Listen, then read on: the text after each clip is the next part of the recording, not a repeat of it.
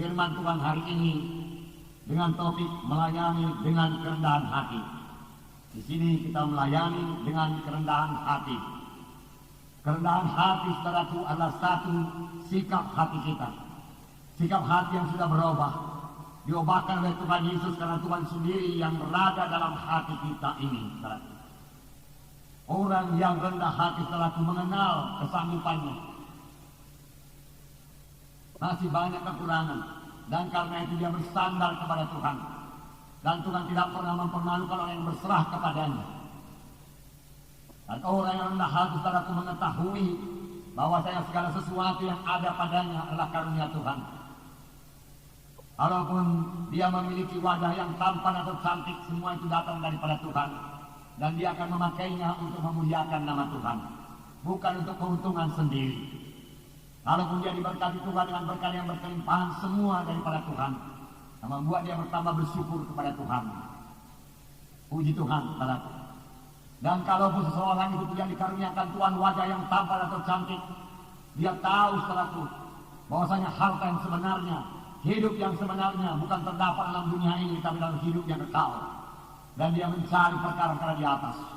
Itulah dia orang yang rendah hati, saudaraku. Memang segala sesuatu yang ada pada kita, saudaraku, segala sesuatu yang baik berasal daripada Tuhan. Firman Tuhan berkata. Dan firman Tuhan berkata, apakah yang ada padamu yang tidak kamu terima daripadaku? Semua yang ada pada kita, kita terima daripada Tuhan. Oleh sebab itu, kalaupun kita diurapi Tuhan, kita dipimpin Tuhan, kita diberikan Tuhan hikmat, biarlah semuanya itu kita pakai dengan segala kerendahan hati untuk melayani jiwa-jiwa, untuk melayani Tuhan. Amin, saudara. Nah, dengan kerendahan hati, saudara, kita akan berhasil dalam pelayanan kita. Dengan kerendahan hati, saudara, kita akan berhasil dalam doa kita. Dengan kerendahan hati, saudara, kita bisa bergaul dengan sesama anak-anak Tuhan. Dan ini sangat perlu dalam kelompok sel. Kalau seorang pemimpin kelompok sel cukup rendah hati, saudaraku, dia bisa mengenal semua anggota-anggotanya dalam kelompok sel tersebut. Dan ini akan sangat menolong dia dalam mendoakan anggota-anggota kelompok selnya satu persatu. Saya percaya kuasa doa.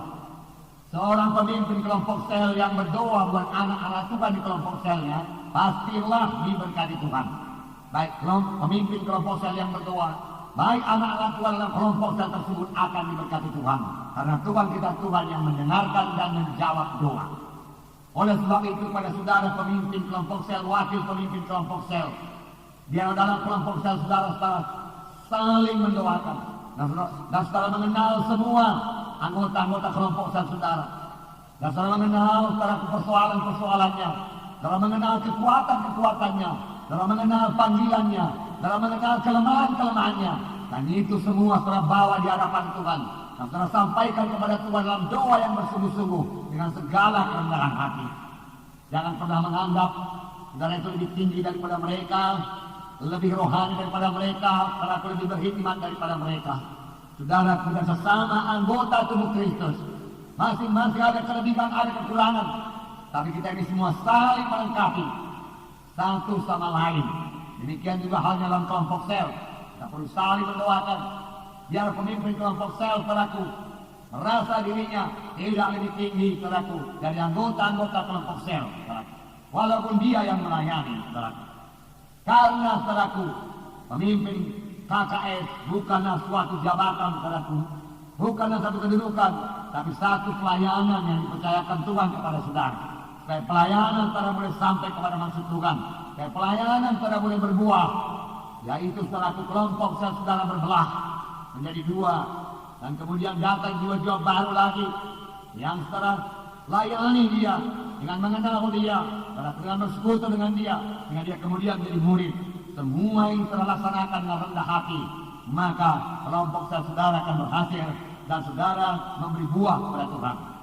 Dengan kerendahan hati, saudaraku, kita lebih mudah menginjil, karena saudaraku, kita tidak akan merasa segan-segan untuk mendatangi rumah tangga yang di sekitar kelompok sel kita, karena kita sudah cukup rendah hati untuk datang kepadanya, mengabarkan Injil Tuhan kepadanya. Inilah berkat-berkat daripada rendah hati, saudaraku. Biar semua kita memiliki, saudaraku, kerendahan hati ini, saudaraku. Ini terjadi karena Yesus yang rendah hati tinggal dalam kita. Nanti akan kita bacakan ayat yang mengatakan, marilah kepadaku kamu sekalian yang letih lelah dan beban berat, aku memberi sentosa kepadamu. Belajarlah kepadaku, karena aku rendah hati dan lembut hati, maka kamu akan mendapat ketenangan. Maka kamu akan mendapat ketenangan bagi jiwamu, firman Tuhan berkata. Haleluya. Nah, saudaraku, murid-murid, saudaraku, ya, pada waktu mereka masih bersama-sama dengan Yesus belum begitu dewasa.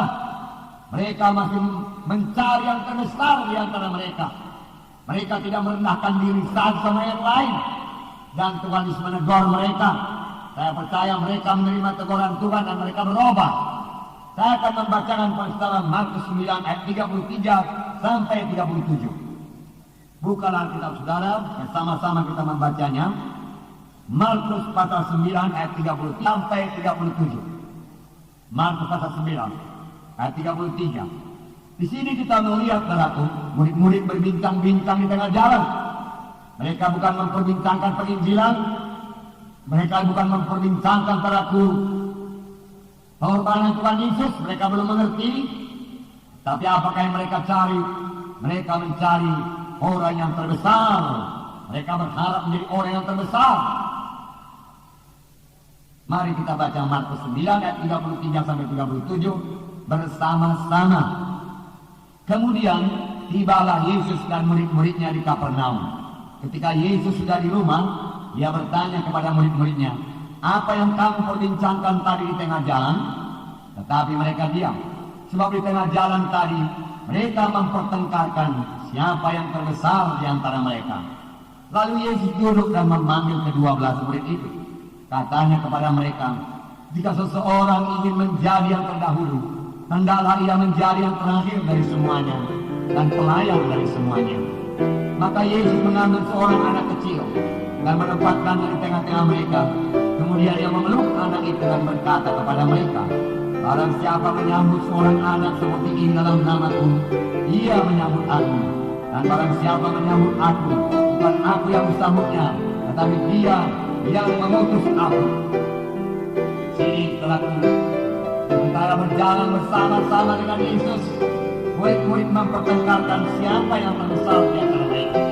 Sampai di rumah, Tuhan Yesus bertanya kepada mereka, apa yang kamu perbincangkan tadi tengah jalan? Mereka diam karena mereka sadar, mereka malu. Mereka tahu bahwasanya yang mereka perbincangkan itu tidak layak. Kerap kali kalau kita datang di bawah kaki Tuhan, kita menjadi sadar akan kekurangan kita, kita menjadi sadar akan dosa kita. Dalam hal yang paling baik adalah kita bertobat. Demikian juga murid-murid ini, Yesus mengasihi murid-muridnya. Seolah-olah Tuhan Yesus berkata, boleh kamu menjadi besar. Kebesaran yang sejati bukan dalam dunia ini, kebesaran yang sejati terdapat dalam surga. Biarlah kamu mencapai kebesaran yang sejati, dan aku menerangkan jalannya kepadamu, Tuhan berkata. Dan Tuhan memang menerangkan jalannya kepada murid-murid ini. Di mana Tuhan berkata, jika seorang ingin menjadi yang terdahulu, hendaklah ia menjadi yang terakhir dari semuanya dan pelayan dari semuanya. Siapa yang mau menjadi terbesar, Tuhan berkata, dia harus menjadi hamba. Dia harus memiliki hati seorang hamba yang patuh. Siapa yang menjadi terbesar, dia harus menjadi pelayan. Dia harus melayani di dunia ini. Kalau dia memperoleh kebesaran yang sejati telah